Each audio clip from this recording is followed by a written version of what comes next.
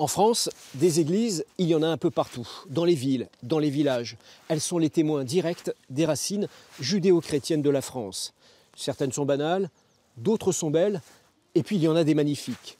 Le grand format de ce soir va vous montrer l'une d'entre elles, surnommée la Sixtine de la Seille.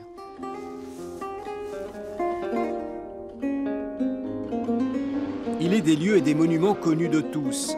La chapelle Sixtine au Vatican est bien de cela.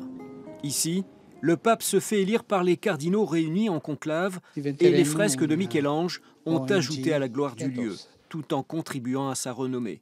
À un peu moins de 1000 km de là, un autre site religieux beaucoup moins connu, dans un petit coin de Lorraine, et lui aussi digne de visite, son surnom, la Sixtine de la Seille. Alors ici, nous sommes dans une église fortifiée. À l'époque, il y avait des églises fortifiées qui servaient de refuge aux habitants contre les bandits et les barbares. Voilà. Et les murs ont 1 mètre d'épaisseur et on voit bien que c'est une église très forte et rassurante. L'église Saint-Martin de Silény en Moselle a perdu avec le temps cette vocation défensive. Église fortifiée parmi d'autres, elle a pourtant une particularité qui nous est parvenue jusqu'à aujourd'hui.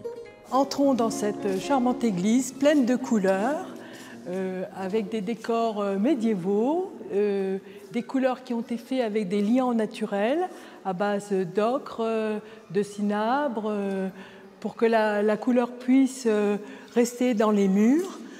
Ces peintres travaillaient à la journée, donc ne revenaient pas sur leur travail après.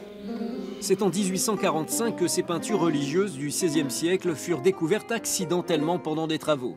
Recouvertes de peinture blanche, elles avaient été oubliées de la mémoire des hommes. Si personne ne sait aujourd'hui qui en est l'auteur, c'est Malardot, un artiste messin du XIXe siècle, qui les restaurera pendant 20 ans. Depuis, plusieurs remises en valeur rupestres ont suivi, mais le style, l'âme et l'authenticité ont été préservés. C'est un devoir. Alors déjà un devoir de mémoire, hein, absolument, et un devoir de pouvoir transmettre, j'espère, à d'autres jeunes, à d'autres personnes. C'est absolument un devoir, oui. La dernière restauration, qui s'est déroulée de 2002 à 2004, a coûté 380 000 €, payée par l'État, les collectivités locales et l'association La Sixtine de la Seille.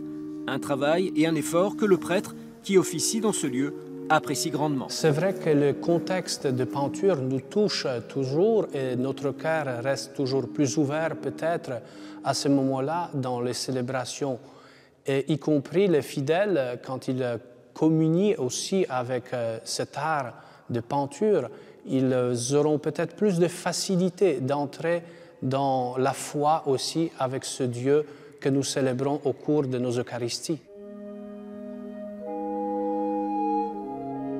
On vient d'un gîte et le monsieur nous a dit, avant d'aller à Metz, il faut aller à Silény, voir cette église, elle est superbe.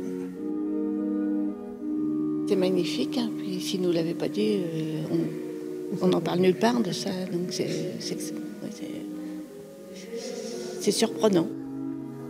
La Sixtine de la Seille, un lieu d'histoire et d'art à découvrir.